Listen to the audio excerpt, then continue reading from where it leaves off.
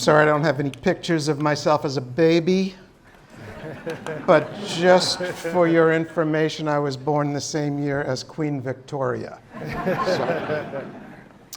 One thing I can say about Mellor and Smith, if they hired me to speak, they really do believe in taking fucking risks. Thanks for coming, everybody. I know you've had a horrifying week, and I appreciate you coming out this Tuesday night. I'm not usually invited to speak at fun evenings like this. I usually get invited to speak at some airport Hilton, at some horrifying event like the Real-Time Data-Driven Programmatic Insider Summit, or some other magnificently titled 3-day festival of horseshit. But tonight I want to talk about two things. First, I want to talk about the devaluation of creativity in the ad business. And second, I want to talk about how marketers are living in a dream world. I tried to make one coherent thread out of these two things, but it didn't work. So I'm going to spend about 10 minutes talking about the creative issue and then about 35 minutes talking about the marketer's delusions. So first, let's talk about the devaluation of creativity. First, let me get my slides right. Hey, Rob, if I get out of sync on my slides, would you let me know? Because I can't see this thing. Thank you. So I love good advertising. I started my career as a copywriter. After a while, I got myself promoted to creative director of a few agencies. And after proving myself to be an utter failure as a creative director, I was demoted to CEO. But the one thing I always really wanted to be was a great copywriter. Sadly, my copywriting career consisted mostly of holiday weekend mattress sales and low financing on Toyota trucks. But despite my mediocrity, doing creative work was the only thing that really interested me about advertising. The rest was mostly torture. As far as I was concerned, the agency business worked like this. The creative people made the ads, and everyone else made the arrangements. Now, why it took 8 times as many people to make the arrangements, I could never figure out. But I guess you could say I was a creative department chauvinist, and to be honest, I probably still am. Now, I know how hard you clients work, and you account people, and planners, and media people work, and I thank you for your hard work. But no matter how wonderful the briefs are and the strategies are and the plans are, at the end of the line, there are people who are going to turn these into magic or turn them into dog shit. And those are the creative people. For better or worse, the consumer never sees the briefing documents or the data or the strategic rationale. All she ever sees are the ads. And if the ads are great, we're all great. And if the ads stink, we all stink. Over the past few years, I've been doing a lot of traveling and a lot of speaking about advertising. Wherever I go in the world, I invariably hear the same two things. One, advertising is not as effective as it used to be. And two, advertising is not as creative as it used to be. And it's very hard for me to believe that these two things are not related. But it seems to me that in many agencies, creativity is quickly and quietly becoming a support service. The alarming thing about this is that I believe creativity in the agency business is the only thing that is of major value to our clients from an agency. Everything else agencies do, clients can get somewhere else. They can get business strategy from 1 million different consulting firms. They can buy data by the truckload with a couple of clicks of a mouse. But the one thing that every successful marketer needs, and the one thing that agencies can provide better than anyone else, is ideas. But apparently, the advertising industry has decided it can no longer support itself by focusing on ideas. If you remember the aborted marriage between Omnicom and Publicis about a year and a half ago, the rationale for creating the biggest agency in the world had nothing at all to do with creativity. The primary reason given for the merger was their presumed ability to compete with Google and Facebook in the collection and utilization of data. It seems to me that the agency business is betting its future on playing the other guy's game. This is a mistake. Over 25 years ago, I left my first agency, and I left the agency business for the first time. 2 years earlier, we had sold our independent agency to a publicly traded global network, and after 2 years of working for them, 2 of the worst years of my life, I decided it was not the life for me. For 3 years thereafter, I did creative services on my own, directly for clients. In that 3-year period, being outside of the agency business, I learned a very important lesson. Secretly, clients hated agencies. They put very little value on account service, or as one client told me, all account service does is keep the agency from fucking up. Doesn't do a thing for me. Behind our backs, they chuckled about our supposed strategic brilliance. The value they saw in agencies was in creativity. They believed the only place they could get good ads was from an agency. But creativity is in trouble. There's a kind of mantra I hear in agencies back in the States. I don't know if you hear it too, but it goes like this, quote, "We're all creative," or quote, "Creative ideas can come from anywhere." In my opinion, this is utter horseshit. In truth, we all think we're creative, and we all think creative ideas can come from anywhere, but true creative talent is a rare and precious thing. Have you ever wondered why there are so many shitty songs and shitty movies and shitty TV shows and shitty books? I'll tell you why. Because it's really fucking hard to do a good one. The same is true with advertising. No one sits down to write a crappy ad. We all want them to be great, but mostly they just turn out crappy. Why? Because it's really fucking hard to do a good one, and there are very few people who can do it. If you believe we're all creative, then you have to believe that it's just a coincidence that Shakespeare wrote dozens of brilliant plays, and you and I and Donald Trump didn't. Now, I stipulate that when we talk about creativity, the word is confusing. It has 2 very different meanings.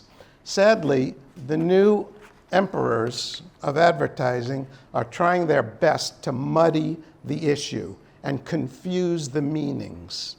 Let me read you a quote from Sir Martin Sorrell, the most powerful man in the history of advertising, and by the way, an accountant by trade.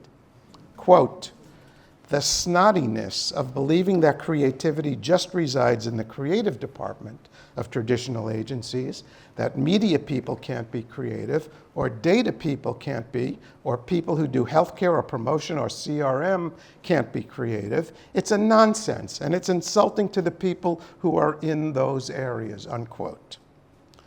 He's using the word creative to equate doing a practical job in a creative manner with creating something unique from scratch.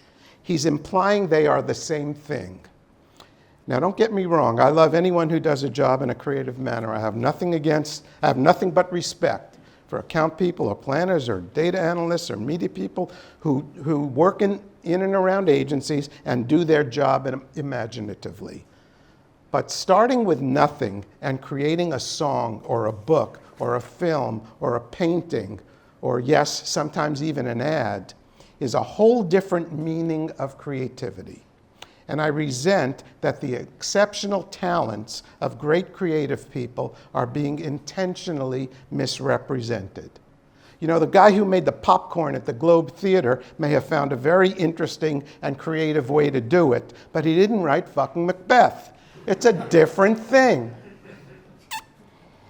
It's not healthy for the ad business, nor is it healthy for the people in the ad business to think this way. Our industry has been hijacked by aristocrats with private jets. They have made the agency business leaner and meaner. They have made it more efficient. They have made it more productive. They have squeezed all the fat out of it. And in doing so, they are also squeezing the life out of it. They're money managers and investors and financial wise guys. The one thing they are not is advertising people. Advertising evolved as an industry of craftsmen and craftswomen, account people, art directors, researchers, copywriters, and media people. People who actually worked on advertising business would start their own agencies. There were hundreds of independent entrepreneurial agencies in every country. When I started in the ad business 300 years ago, the largest agency in the US was Y&R. They had about 1.5% share of market. Today, 4 global monstrosities control over 70% of the advertising spending in the US. A while back, Mr. Sorrell gave a talk in London. According to press reports, he told the conference, quote, "Media has become more important than the message," unquote. This is unacceptable. Someone who believes media is more important than the message believes the canvas is more important than the painting. The instruments are more important than the music. The bottle is more important than the beer. It's unacceptable, and I'm worried. Call me crazy, but I think ad agencies should be run by advertising people. I don't see airlines run by greengrocers. I don't see hospitals run by folk singers. I am curious why the agency business is being run by bookkeepers. In an industry led by people who now think delivery systems are more important than what they are delivering, creativity is floundering. We need to convince marketers once again that the most effective way to build a brand is through the unique and unmatched power of a great idea. Last summer, the IPA released a report called Selling Creativity Short. In it, they asserted that creativity by itself can make a marketing dollar 10 times more effective. But we're losing this war. As Paul said, over 600 million connected devices now have ad blockers loaded on them. This is the largest boycott of anything in the history of humanity. We've got to stop bullshitting ourselves and come to terms with reality. We talk a lot about a target audience. But there is no audience for advertising. An audience is created by demand. There's demand for music, so there's an audience for it. There's demand for movies, so there's an audience for it. There's a demand for television programming, so there's an audience for it. The demand for advertising is precisely zero. There is no audience for advertising. Similarly, the idea that anyone wants to engage with advertising is equally delusional. We engage with people and things we enjoy.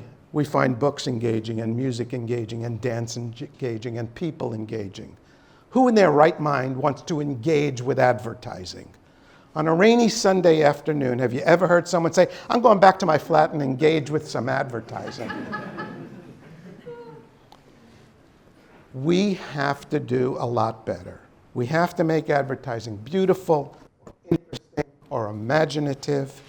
And I have bad news: algorithms and data and metrics don't do that. Only people do that. Let's not allow the devaluation of creativity to continue. I'm tired of hearing that advertising isn't as effective as it used to be or as creative as it used to be. We have so many more amazing tools and amazing media and communication options than we've ever had before. We should be making wonderful advertising. We have no excuses.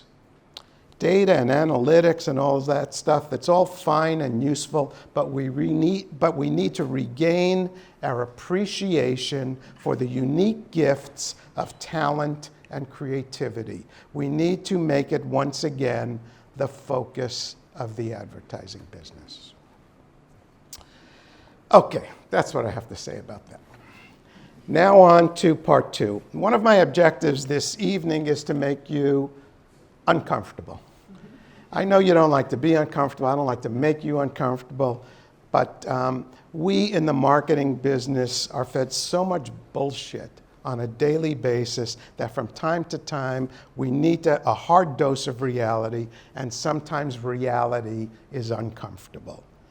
For the next 35 minutes or so, I hope to take us out of our comfort zones, because I believe we advertising and marketing people think we know things that we don't really know. Just so I know who I'm going to be insulting. How many agency people are here? Client-side people? Media people?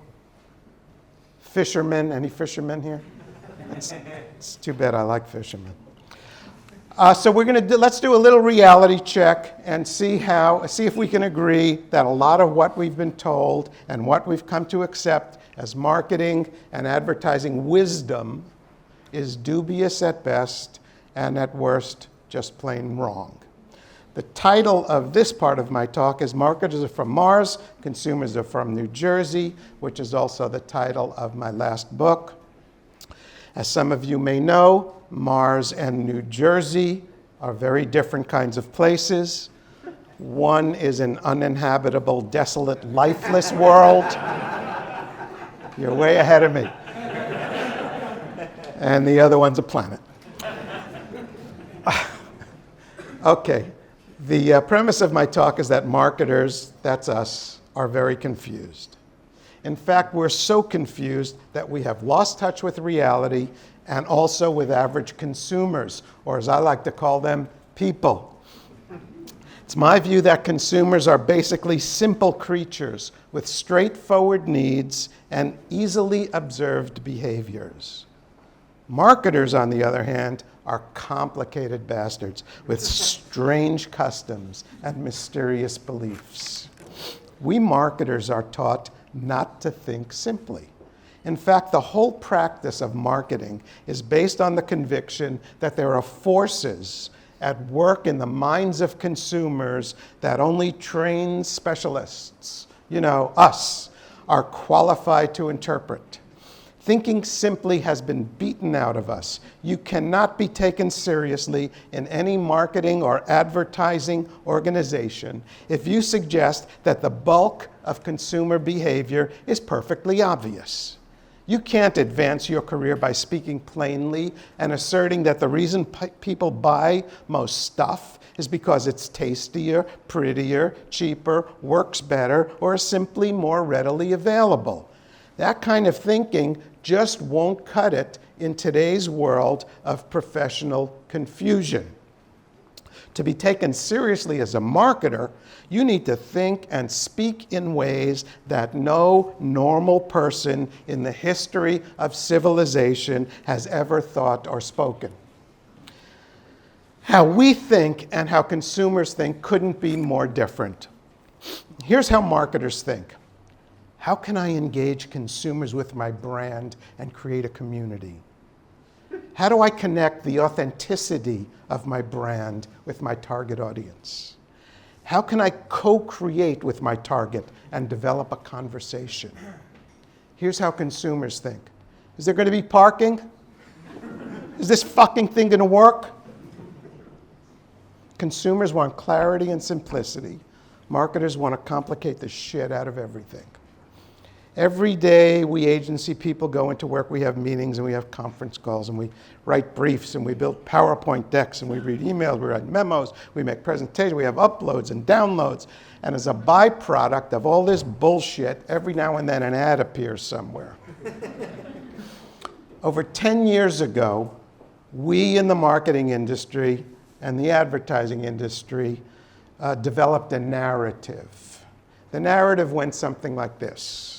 The web is going to change everything. Television's going to die. Online advertising is going to be much more effective because it's interactive. Consumers are going to go online and join the conversation about brands and express their brand enthusiasms. And all this would be led by a generation of people called millennials who would wield unprecedented economic power. Over 10 years ago, we decided what the future was going to be, and today we are behaving as if we were right. In fact, almost all of this has turned out to be wrong, but it hasn't changed the narrative one bit. The same bullshit we were hearing 10 years ago, we are still hearing today, despite the facts. The result of this is that advertisers are throwing away billions of dollars on ineffective fantasies. Now, as you know, I am from another country and I am not an expert on marketing or advertising here in the UK. However, I'd be very surprised if the marketing issues you are facing are very different from the ones that we are facing. It looks to me like the average American is just a Brit with a silly haircut and a gun.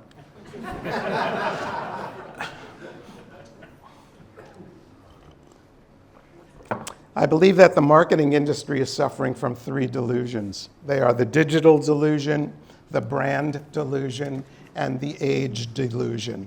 All of these delusions have one thing in common. They take a little bit of truth and they distort, exaggerate, and torture it to the point at which it does us marketers more harm than good. I believe we have been operating under some highly questionable assumptions which have disconnected us from the thinking and behavior of average people. We have grossly exaggerated the role of brands in the lives of consumers. We have an immoderate and false faith in the death of traditional marketing practices and media. We have largely overstated the value of social media marketing. We are conveniently disregarding the alarming amount of sleaze, fraud, and corruption in the online advertising industry. We are abjectly disregarding people over 50 who are the most powerful consumer group in the history of the world. We have grossly inflated the importance of advertising media at the expense of advertising creativity. Other than that, we're doing great. Before we get to the illusions, let me tell you a little bit about myself so you know what kind of crazy person you're hearing this from. I spent 41 years in the agency business. You think you're full of shit? I have a Lifetime Achievement Award. As I mentioned, I started my advertising career as a copywriter, and through a series of comic mishaps, I wound up as CEO of 2 independent agencies and the US arm of an international agency. Before I began in advertising, I was a science teacher. There were only 2 problems with that. 1, I don't know anything about science, and 2, I don't like children. I later went on to spend 1 year as special assistant to the executive director of the California Academy of Sciences. One of the things that being around science and scientists taught me was a healthy respect for the scientific method. Scientists have to go through years of experimentation and peer review and torture before an idea of theirs is accepted as a fact. After years of scrutiny, if their results hold up, they can say they actually know something. Knowing something, it turns out, is completely different from thinking you know something. Why did I go that way? Go down, Bob, down. Down, I'm going down. Nothing's happening here. Mine. Let's go the other way. Let's go up and see what happens. Mine's much better. You go that way. No, see? It's going the wrong way. Oh no, you're holding it upside down, that's right. That's right. Sorry. I'll be okay, don't worry. Okay, let's get to where we were. That's me, that's that. Yeah, knowing something is completely different from thinking you know something. So then I got into the advertising, into the agency business, and the first thing that struck me was that we really didn't seem to know anything. We thought we knew a lot of things. We had ideas about what makes good advertising. We had ideas about changing consumer behavior, but I couldn't find facts. All I could find were the assertions and opinions of experts masquerading as facts. We did things that looked and sounded like science. You know, we used the language and the tools of science. We had questionnaires and computer programs and clipboards, but we didn't use the scientific method. We rarely used controls for our research. We rarely repeated our studies to verify them. We never had peer review of our methods or our conclusions. We never asked third parties to replicate our studies to validate them. Now, I'm not blaming researchers for this. It's not their fault that the ad industry is not willing to pay for real science. But over time, it led me to develop an obnoxious habit. I stopped believing advertising and marketing experts. I don't care what their credentials are or how many awards they've won. If they don't have the facts and they can't explain them to me in simple, jargon-free English, I'm skeptical. Nobel Prize-winning physicist Richard Feynman said it best: science is the belief in the ignorance of experts.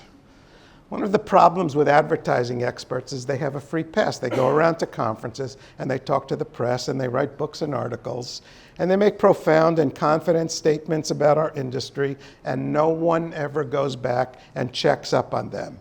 So tonight we're going to try and do a little of that. Now, as you well know, there have been amazing changes in technology and media and communication. And these changes were supposed to bring radical changes in consumer behavior. But as far as I can tell, they've affected our businesses and our work environments far more than they have affected the purchasing behavior of average people.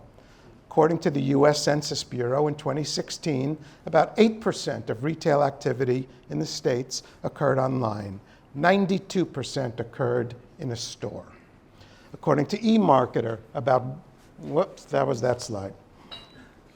According to eMarketer, about 1.5% of consumer purchases were made on a smartphone.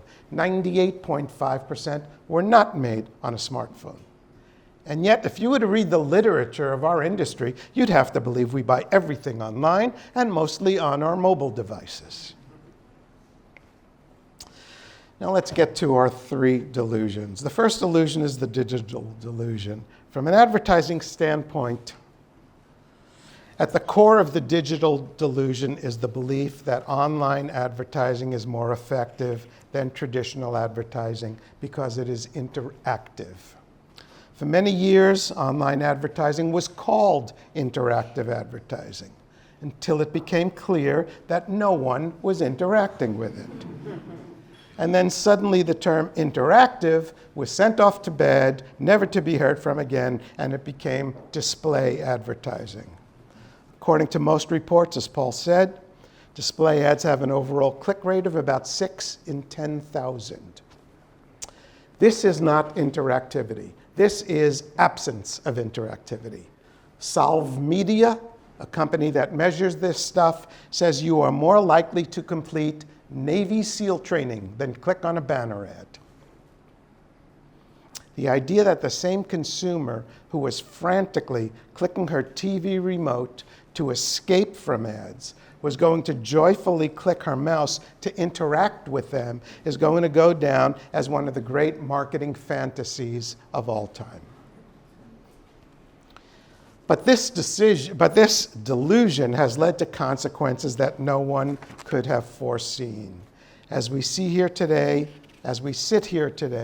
online advertising is a mess of historical proportions.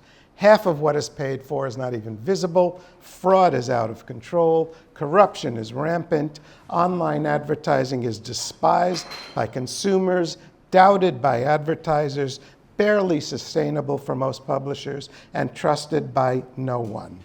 As I mentioned, it has spawned the largest boycott of anything in the history of humanity. Only 52% of traffic on the web is human. The rest are bots, scrapers, hackers, spammers, and other impersonators. Here we go. Now, not all bots are bad. Nonetheless, the amount of fraud being perpetrated on advertisers by online scammers is astounding.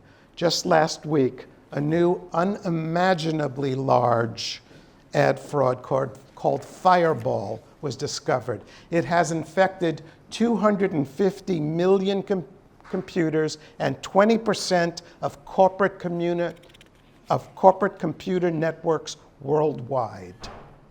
Dr. Augustine Fu, an PhD from MIT, now teaching at NYU, who's one of the world's leading experts on ad fraud, says this operation was capable of producing 30 billion fraudulent ad impressions a minute.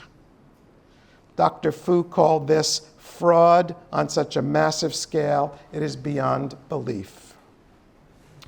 According to the Interactive Advertising Bureau, online advertising fraud reached about 7 billion last year. But the problem is the IAB think they can detect every type of ad fraud there is, but they can't.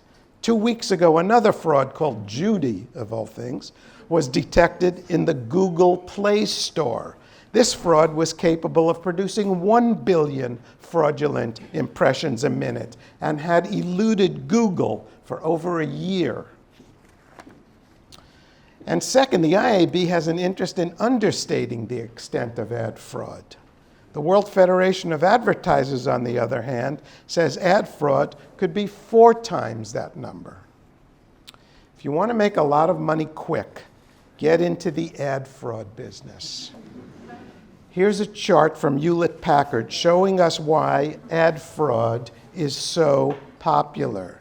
It has the highest return of any online criminal activity, and essentially no one is ever prosecuted for it. According to the World Federation of Advertisers, within 8 years, ad fraud may be the second largest source of criminal activity in the world after drug trafficking. But it's not just fraud that's wasting advertisers' dollars. According to The Guardian, and confirmed by the WFA, between 60 and 70% of online advertising dollars are scraped off by middlemen. Everything that is gray on this chart is money going to middlemen. Despite this, advertisers are pouring more and more money into display advertising. Online advertising is going to surpass TV this year. It keeps growing by double digits every year, so what's going on? Well, according to the most reputable sources, in 2016, online advertising spending grew about 20% in the States. But this number is very deceiving. In fact, for everyone except Google and Facebook, online ad revenues did not grow at all. Unbelievably, in the third quarter of 2016, 99% of all new online ad dollars went to the GOOBOOK duopoly. They now account for 77% of all online ad revenue in the US. If a duopoly like this existed in the broadcast world, my government would break it up in a heartbeat. But no one wants to get mired in the mess that is online advertising. But, say the experts, online advertising is so much more efficient than traditional advertising. With precision targeting enabled by the huge amount of data that are collected through tracking, we can reach the right person at the right time with the right message, right? Well, for years I've been arguing against this. In 2012, I wrote, "Big brands need big reach, not the diminishing returns of finer and finer targeting." In 2013, I wrote, "One of the great benefits of mass media is that it lacks precision targeting. It reaches all the users in your category." Well, here's how wrong I was. In 2013, the CEO of Procter & Gamble, the world's largest advertiser, told us, quote, "Digital is incredibly effective, and we're doing more." By then, P&G had moved over one-third of its advertising dollars online. In 2014, My clicker stopped working. There we go. In 2014, P&G CFO told us the effectiveness and the consumer impact of our advertising spending will be well ahead of the prior year because of an optimized media mix with more digital, mobile, search, and social presence. And what has been the result of all this precision-targeted, optimized digital media brilliance? In a 12-month period ending in July, P&G's sales dropped an astounding 8%. That means they lost $6 billion in sales. P&G shocked the marketing world a few months ago by announcing that they were discontinuing their precision-targeted advertising on Facebook. P&G's chief marketing officer said, "We targeted too much." P&G has done a complete 180 on display advertising. Recently, their chief brand officer said, "We don't want to waste time and money on a crappy media supply chain." And P&G isn't alone. According to Coca-Cola's former global marketing chief, the ROI on TV is almost twice that of digital. Now, I know what some of you are thinking. You're thinking, so, Mr. Loudmouth Bob, everyone's putting more and more money online, and they're all wrong, and you're right, huh? And the answer is yes. For the most part, I think they are wrong. Advertisers spend $500 billion a year on advertising. You'd think they'd take the time to know their business. But there is convincing evidence that they are alarmingly misinformed. Some evidence comes from ThinkBox here in the UK. They commissioned a study comparing advertisers' assumptions about consumer media behavior with the facts of consumer media behavior. The people at ThinkBox are too nice to say this, but I'm not. The results leave very little doubt that most advertisers have no idea what they're doing. Let's have a look at some of the findings. They asked ad industry executives what % of time people watching video spend it watching live TV. The execs thought about 49%. The correct answer was 87%. The experts were off by 75%.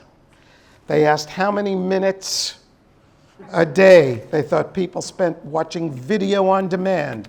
The experts said 81 minutes. The actual number was 8 minutes. The experts were off by 900%. They asked how many minutes per day people watch subscription video on demand, like Netflix. The experts said 84 minutes. The actual number was 11. The experts were off by 600%. They asked how many minutes a day the average person spent with YouTube. The experts said 62 minutes. The correct number was 16, off by almost 300%. If it's any consolation, advertisers in the US are even stupider. A study released last month showed that among US advertising and marketing executives, when asked what % of video watching time was spent with television, they said 25%. The actual number is 82%. They were asked what proportion of video viewing was done on a smartphone. They said 18%. The answer is 2%, off by 800%. The obvious question is, how can people who work in an industry that is constructed on media behavior be so astoundingly misinformed? Every day, millions of dollars are committed based on the supposition that these people know what the hell they're doing, that they know the facts and are spending the money wisely. And yet, they are misinformed to a degree that is mind-boggling. I think there are 3 reasons. First is the influence of the avalanche of misleading bullshit in the press and the torrent of ill-informed presentations that we are subjected to. Second is the timidity of traditional media who have allowed the digital industry to get away with half-truths. Third is the pervasive fear of being labeled a traditionalist, by questioning the digital delusion. And finally is the fact that we advertising people live in a different world. Let's have a look at this. This chart compares UK advertisers' social media and online video behaviors to that of real people. If you had any doubt that we live in a different world from our customers, this ought to clear it up. A while back, I was speaking to the employees of NBC, which is one of the major TV networks in the US. I asked them how much video viewing they thought was done on a TV versus a web device. The consensus was about 50-50. The actual numbers were 95% TV, 5% online. And these people work in television. Now, I'm sure there are people who disagree with me about the digital delusion, so I would like to invite you to become a scientist. Don't believe a word I say. Do your own experiment. Go to the biggest supermarket in your neighborhood, walk up and down the aisles, take out a piece of paper, and write a list of all the products and all the brands you can find that were built by online advertising. All the brands of toothpaste and beer and cereal and soap and soda and snacks and cheese and shampoo, and I think you'll find what I found. You have a blank piece of paper. Sure, there are some big web-native brands that online advertising has helped build, Netflix, Amazon. But how about the overwhelming majority of brands that don't live on the web? Where are the brands of soda and fast food and cars and toasters and refrigerators and snacks that were built by online advertising? If you think I'm just a cranky nut, let me give you a quote from no less authority than the Interactive Advertising Bureau here in the UK. Banner ads aren't working anymore. Forrester research is even more definitive. Display advertising never worked like we pretended. CMOs know this, but nobody wants to talk about it. There's something striking about the phenomenal success of Apple. Despite being history's most successful technology company, and having two of the world's most successful online transactional stores, the iTunes Store and the App Store, almost all of Apple's advertising money is spent in traditional media. It's overwhelmingly TV and outdoor and print. And what have we wizards of marketing and advertising learned from Apple? Zilch. Nothing. Next delusion I want to talk about is the brand delusion.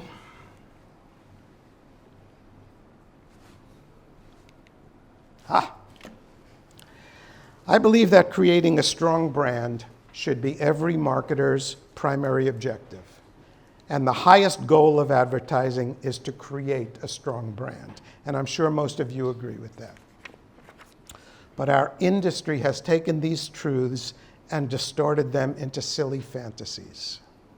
There is a widespread fantasy in our business that consumers are in love with brands, that consumers want to have brand experiences and brand relationships and be personally engaged with brands and read branded storytelling and co-create with brands.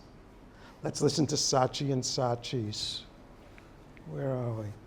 Saatchi and Saatchi's description of what they call love marks. They reach your heart as well as your mind, creating an intimate, emotional connection that you just can't live without. It's very touching. Unfortunately, it's horse shit.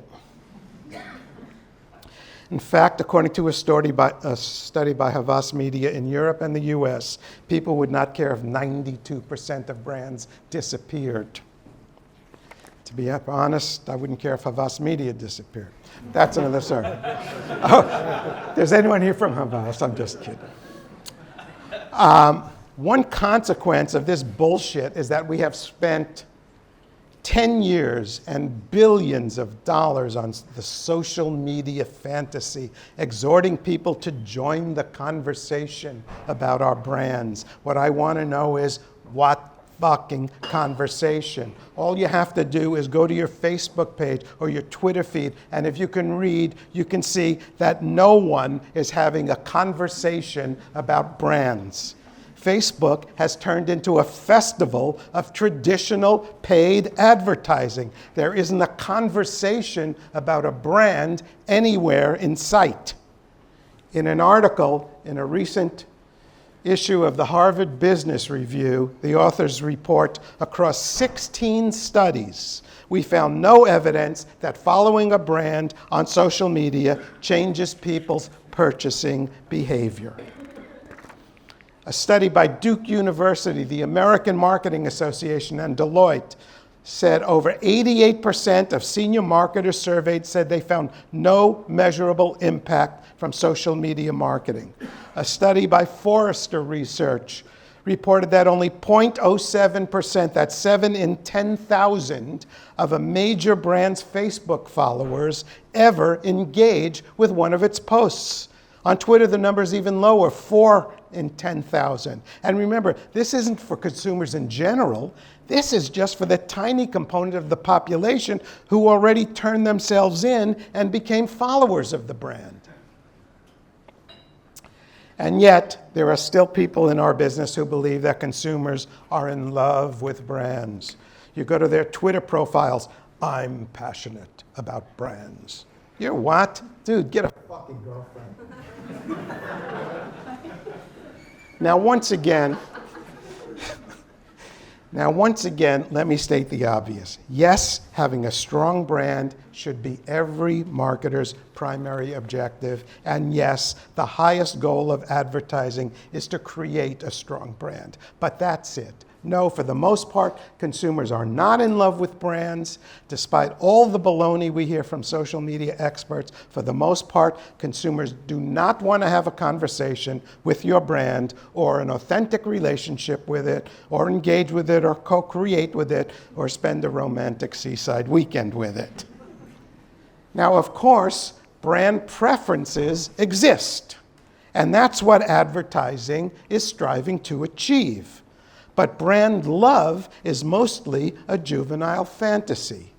Most of what we call brand love is simply habit, convenience, mild satisfaction, or easy availability. If you're a marketer and you believe people love your brand because they happen to buy it, you're headed for trouble. Are some consumers strongly attached to a few brands? Sure we are. But remember, a recent report said that the average Westerner has about 10,000 items in their household. And we're strongly attached to what? Maybe a handful of brands? I promise you, if Pepsi would disappear tomorrow, Pepsi loyalists would switch to Coke with very little psychological damage. Big Mac lovers would cheerfully eat a Whopper without the need for counseling. Nike loyalists would throw on a pair of Adidas without having to enter rehab. I think it's very wise to assume that consumers don't care deeply about our wet wipes and our frozen chicken strips and our batteries. In fact, a smart marketer assumes that no one gives a flying shit about her brand. She assumes she has to prove its value to her customers every day of the year. She takes nothing for granted. She does not believe there are hordes of brand ambassadors out there in cyberland advocating for her brand. If there are some, great, but she's not going to count on it. She does not delude herself into believing that there are legions of people who want to engage with her brand or share her brand stories. If there are some, great, but she's not going to bet the future on it. For a smart marketer, every day is Groundhog Day. Every day you have to get up, drag your ass to work, and remind the world once again why they should buy your stuff. The point is this. Our brands are very important to us marketers and not very important at all to most consumers. Finally, we have one last delusion to talk about, the age delusion.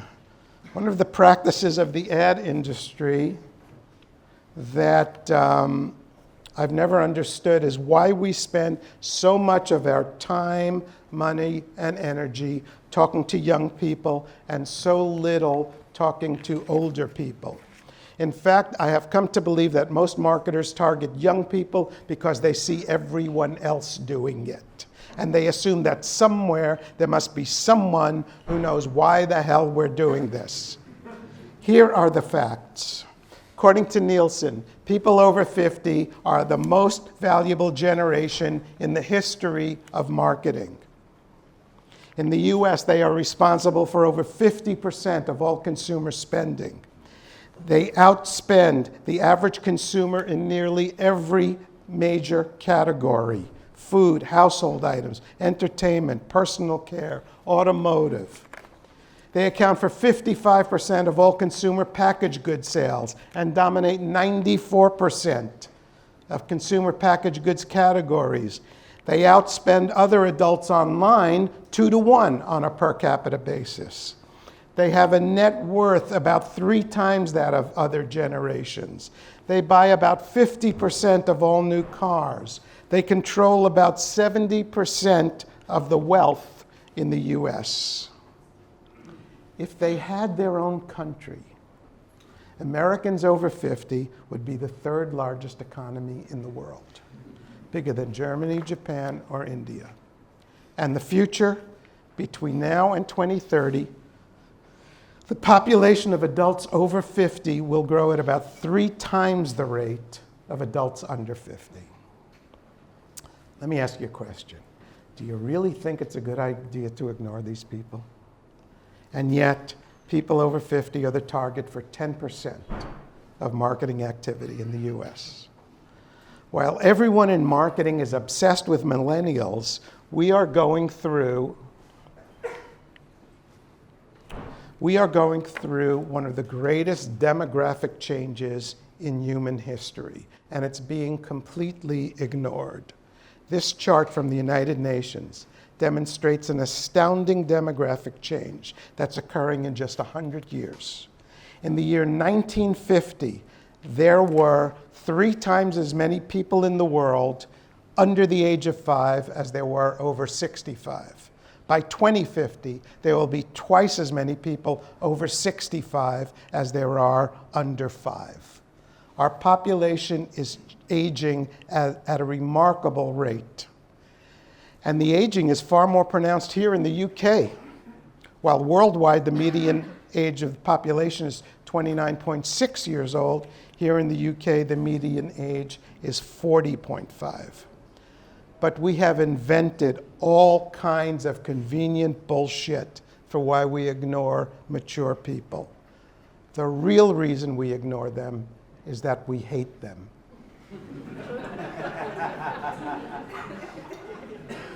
The marketing and advertising industries hate old people.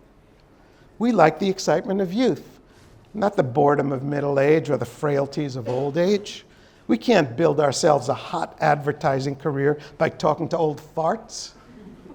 Consequently, we have invented all kinds of baloney to justify our malpractice. While the over 50 population of the US is 42%, the over 50 population of the advertising industry is under 6%.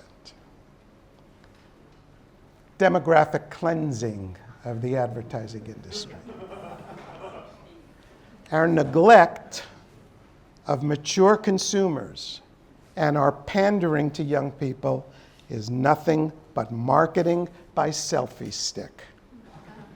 It is narcissism disguised as strategy.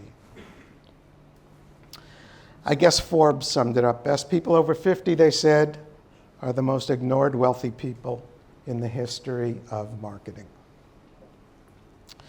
Okay, I'm almost done here. So what are we to make of all this? Despite our veneer of creativity, the advertising and marketing industries are 2 of the most imitative and conformist businesses in the world.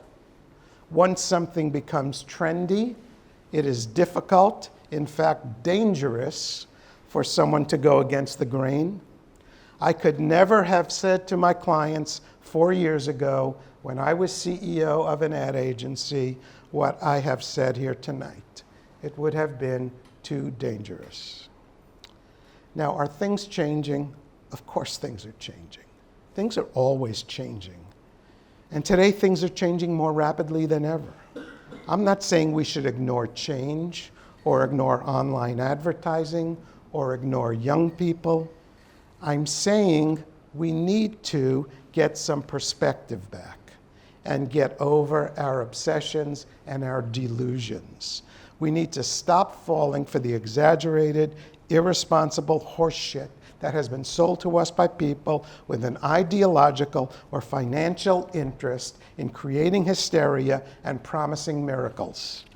My advice? Don't listen to loudmouths like me. Give yourself the wonderful freedom of skepticism. Dig out the facts for yourself. Nobody is smarter than the facts.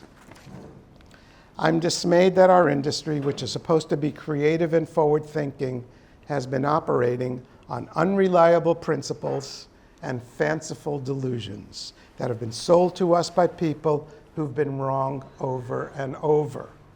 The marketing and advertising industries have been spending too much time on another planet. We need to get back down to earth. Thank you very much.